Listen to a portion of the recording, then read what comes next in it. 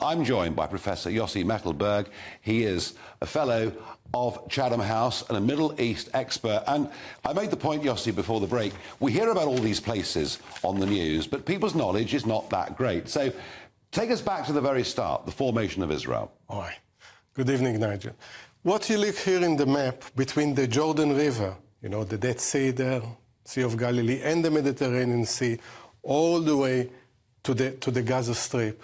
This is what used to be mandatory Palestine. That was the British mandate post-1918. In 1947, the United Nations decided on partition. Resolution 181 for a Jewish state and an Arab state. Between the sides, there was disagreement. Eventually, in May 1948, Israel declared independence. A war ensued. Israel expanded. If, according to the partition plan, Israel should have had a Jewish state, should have 65% of the land and 35 to the Palestinians. Then it changed. And what we see now is, following the war, the West Bank on the right and Gaza constitute only 22% of mandatory Palestine. In 1967, Israel managed, during the Six-Day War, occupied the Sinai Peninsula all the way to Sharm el-Sheikh, the Golan Heights, and the West Bank in Gaza. Golan Heights is still occupied. The Sinai Peninsula was returned in the peace agreement of 1979 with Egypt, and what remains is peace with the Palestinians that hasn't arrived even following the Oslo Agreement, and where a Palestinian state should be formed, the West Bank and Gaza.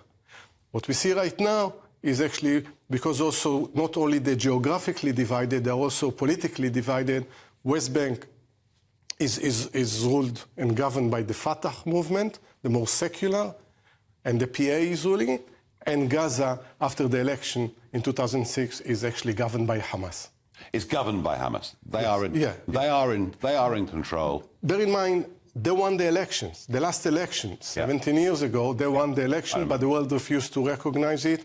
They basically, after a short civil war... So the attacks have all come from Gaza? Right now, as we speak, in the last few years, and definitely the last few months, violence in the West Bank is on the increase, whether it's Palestinian militant, but also settler violence, which is getting worse and worse. What we concentrate right now in the last nearly 3 days is what happens with Gaza, because Hamas militants embarked on an operation sea, land and air, and penetrated into Israel. OK, I hope, folks, that is helpful, gives you some idea of what we're talking about. Now, we have had some very firm responses today that have come from the Prime Minister, Rishi Sunak, and from the Shadow Foreign Secretary, David Lammy. Just listen to what they had to say. Hamas and the people that support Hamas are fully responsible for appalling acts of terrorism. We should call it out for what it is. Citizens of Israel are being murdered. Innocent people have been kidnapped, including children. Obviously, that's shocking and it's horrifying, and they should be held accountable for that. And what I've said to the Israeli Prime Minister is that we will provide all the support that they need to make sure that Israel can defend itself against these kinds of attacks. Now, we already have a very long-standing relationship with Israel. We're one of their strongest allies. We've provided in the past the kinds of equipment that they've used to defend themselves over the past couple of days. And as I said to the Prime Minister, we will continue to provide, whether that's diplomatic, intelligence or security support, as they need. Labour utterly condemns Hamas's appalling attack on Israel. Labour stands firmly in support of Israel's right to defend itself, rescue hostages and protect its citizens. There will not be a just and lasting peace until Israel is secure, Palestine is a sovereign state, and both Israelis and Palestinians enjoy security, dignity and human rights. Well, David Lammy being very strong there. In a moment, we will go up to Liverpool and speak to Lloyd Russell-Moyle, Labour MP, about his response to all of this. But I've kept the professor for a moment. Israel spends a fortune every year on intelligence. Yeah. They pride themselves on intelligence. Whether or not the Egyptian intelligence minister is right with his claim, the Israelis have denied it, something's gone catastrophically wrong here, hasn't it? I think that's one thing for sure. The intelligence community got it badly wrong. It's always when we hear this kind of warning from Egypt, it takes us back 50 years to 1973, because all the story of an agent or double agent, Ashraf Marwan at the time, providing the information. And that's the problem when there is cognitive closure among the leadership, whether the military establishment or the political establishment. They have their own pre-perception and think attack won't happen because, for instance, Hamas has no interest anymore in military struggle.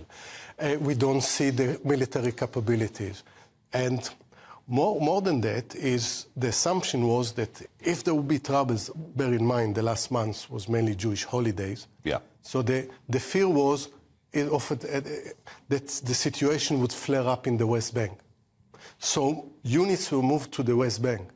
And while the West Bank was quiet, the disaster struck actually in Gaza. And it is a disaster. Now, Israel clearly can't just stand there and do nothing. They are going to go, I would have thought they're going to go into Gaza physically, try and root out Hamas. But the problem is, it's very densely populated. There'll be a lot of civilian deaths, won't there?